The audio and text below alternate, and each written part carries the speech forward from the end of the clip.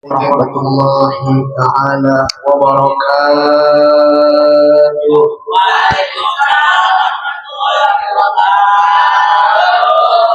Bismillah walhamdulillah wassalatu wassalamu ala sayyidina rasulillah sayyidina wa maulana Muhammad ibn Abdillah wa ala alihi wa sahbihi wa man wala.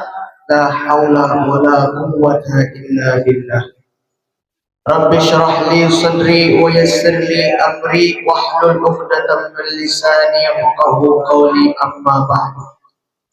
Pertama-tama yang saya hormati dan yang saya taklimkan kepada segenap para habaib, para alim ulama, para kiai, para asatid, terkhusus kepada guru kita bersama Murabbi ruhina wa jasadina, beliau yang selalu senantiasa kita harap-harapkan daripada ilmunya, yang kita harap-harapkan daripada keridhaan dan keberkahannya, Sayyidul Walid, Sayyidul Mahbub, Abu Yal Habib Ali Zainal Abidin bin Abdullah ibn Ahmad Al-Kahfi.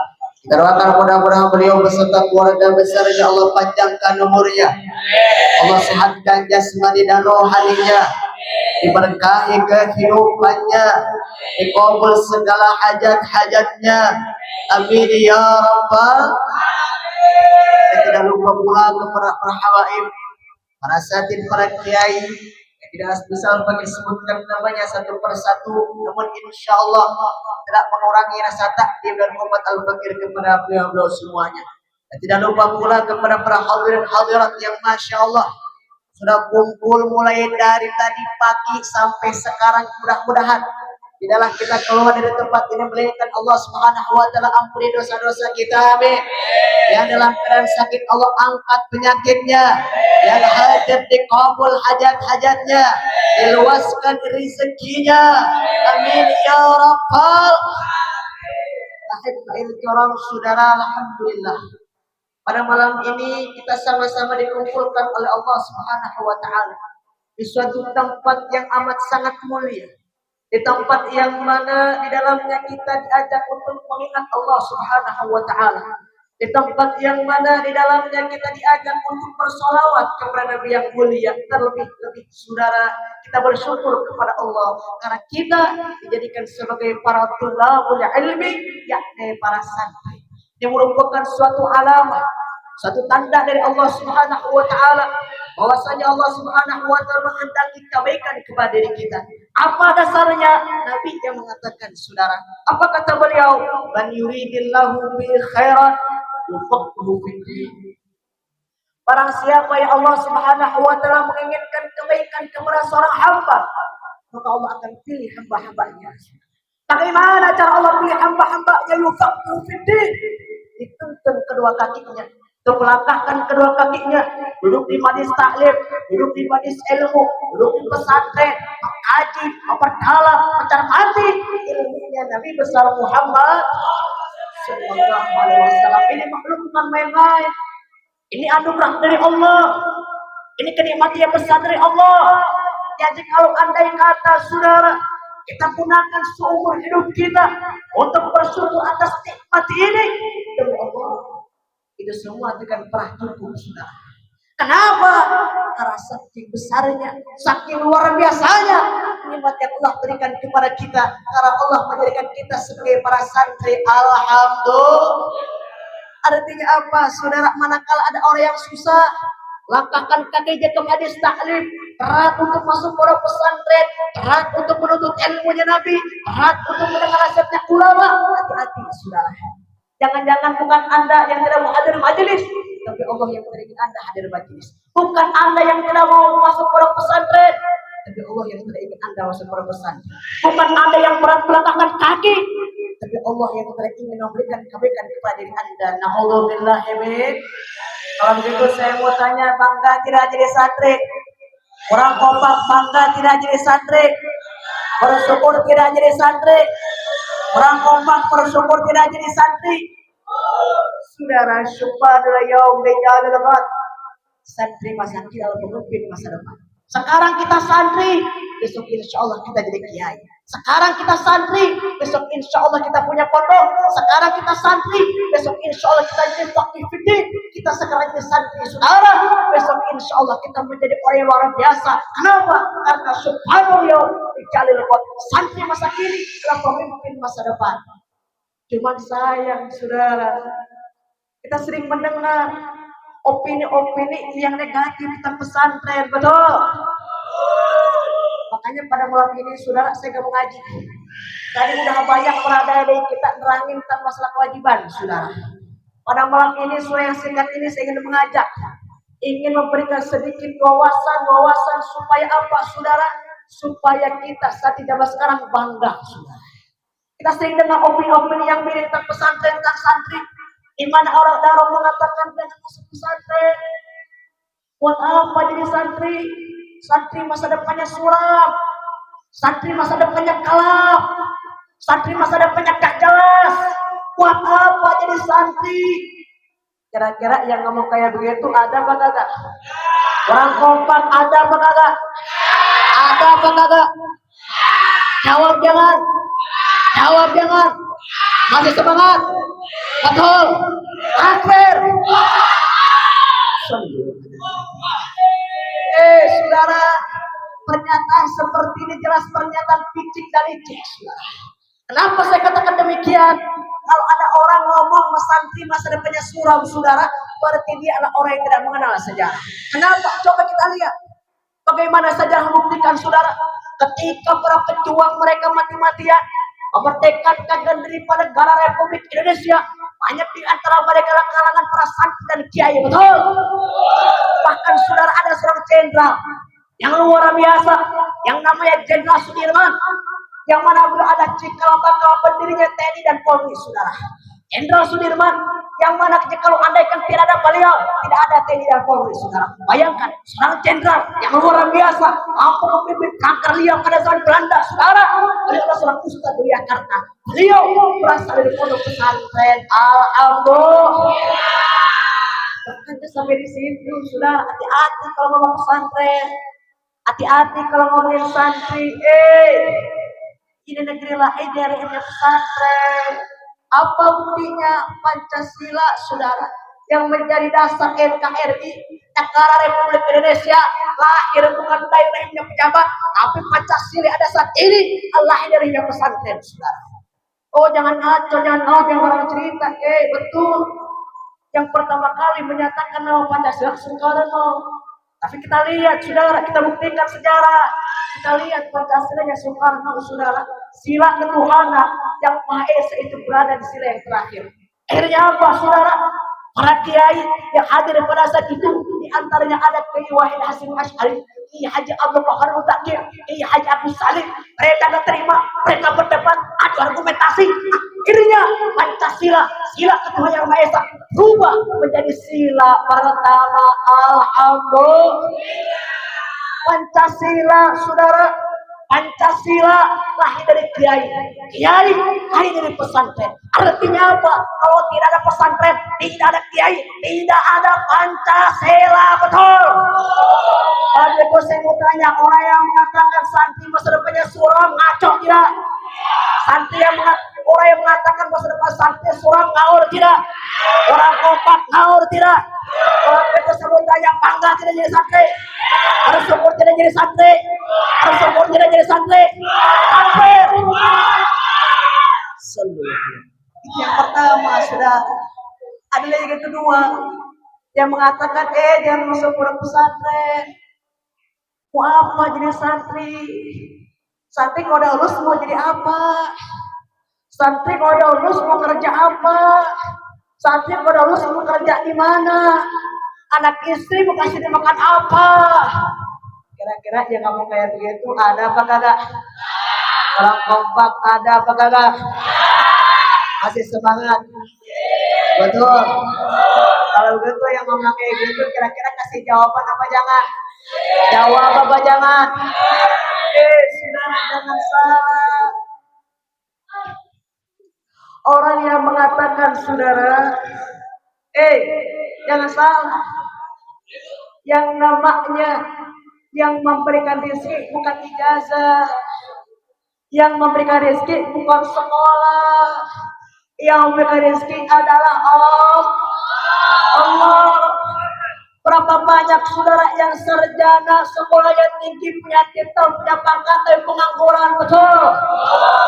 Betul? Hati-hati kalau ngomong.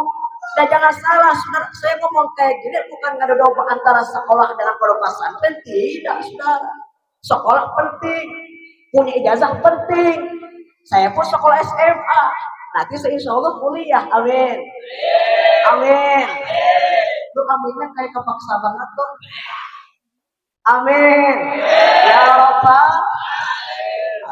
Karena memang kehidupan zaman, saudara. Supaya kita punya titel, supaya kita bisa masuk ke berbagai macam aneka ragam lembaga, saudara. Bayangkan berapa banyak teman-teman kita, saudara-saudara kita, kawan-kawan kita yang mudah-mudahan pesantren salafiyah, bukan berarti masa depan mereka suram, saudara. Bukan berarti mereka tidak mencari rezeki, bukan. Yang memberikan rezeki adalah Allah. Yang memberikan rezeki adalah Ar-Razzaq. Yang memberikan rezeki adalah Rabbul Izzah, bukan ijazah. Betul? Hati-hati kalau ngomong.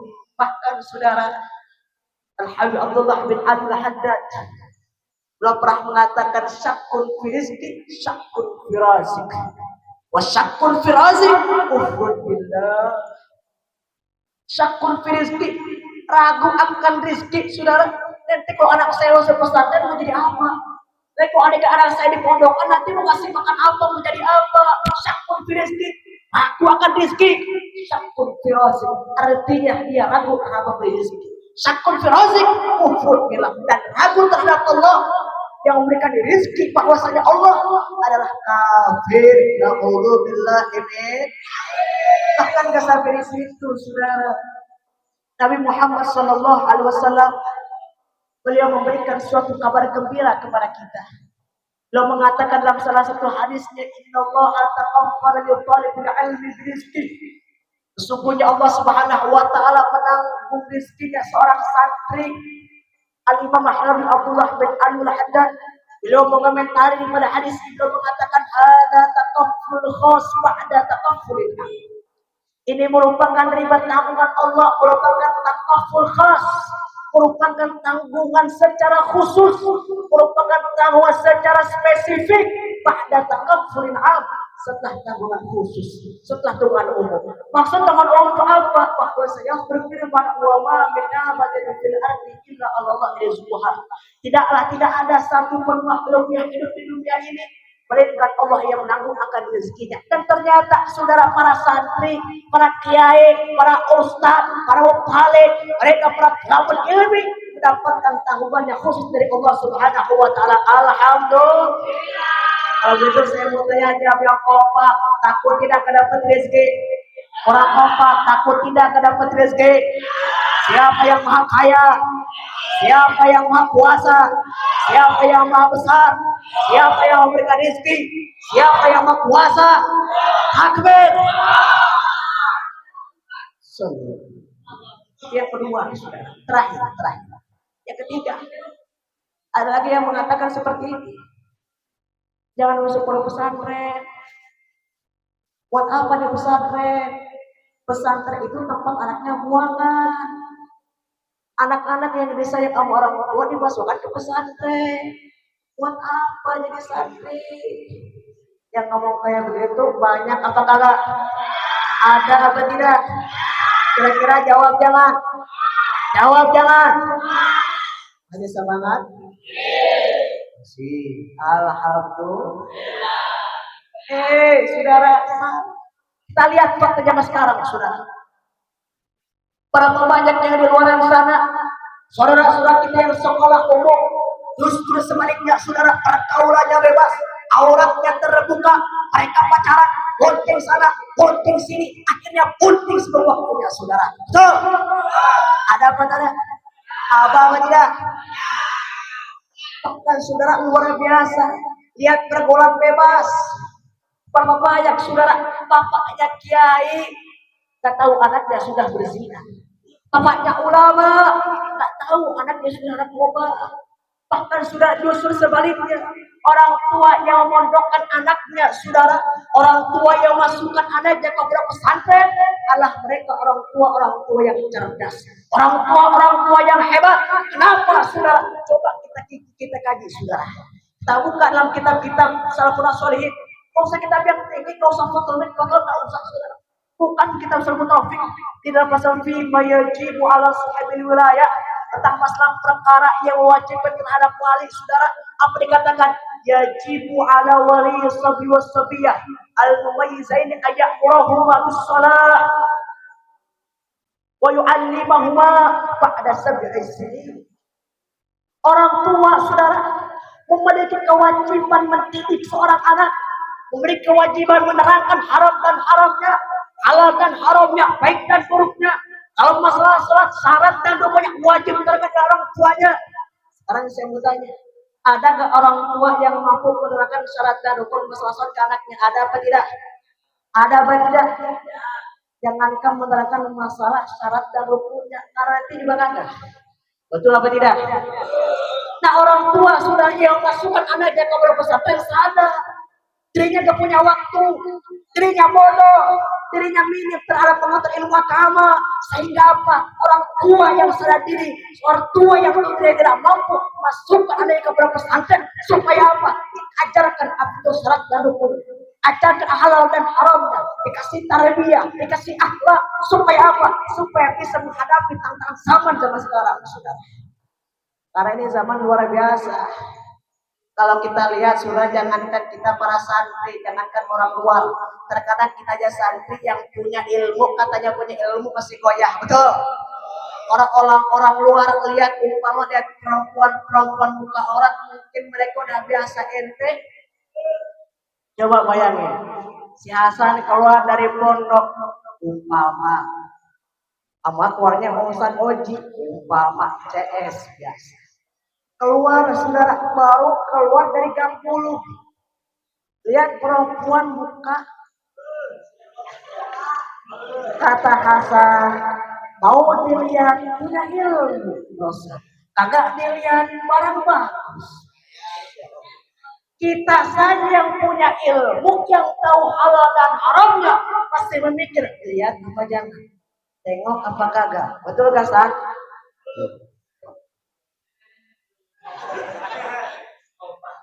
Masya Allah, luar biasa. Ini tanda zaman sekarang nih. Masya Allah. Makanya nih kita nih para santri nih. Kita nih para santri, alhamdulillah kita takdir Allah Subhanahu wa jadi santri. Makanya jangan keluar. Kalau belum dapat terberanya, jangan dipaksain. Oh, saya nggak betah di pondok bete. Pondok bosen. Ada apa kagak?